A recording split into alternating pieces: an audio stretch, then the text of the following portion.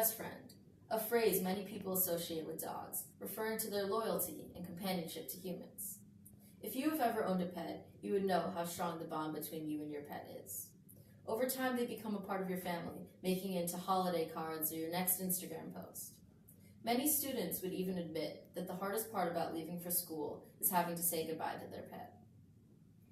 While this bond will remain strong for your entire life, all pet owners know that at some point they have to say goodbye.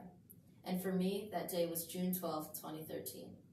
It was my last day of finals of my junior year of high school.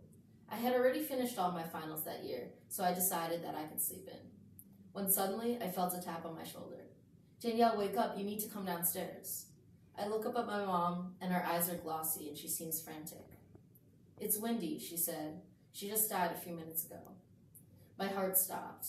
In the back of my head, I knew that her time to pass was slowly approaching, but this news still came as a shock to me. I slowly made my way out of my bed and walked towards the steps when memories of her started to fill my mind. I was the one that chose her back in kindergarten and can remember the first time I picked her up and held her in my arms, or when I taught her new tricks like how to shake my hand, or the first time she learned how to open the door, or her favorite collar that she wore at Christmas time that had bells on it that jingled when she walked through the house.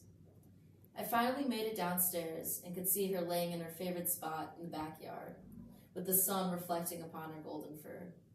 I quickly ran over to her with tears welling up in my eyes and gave her one last hug.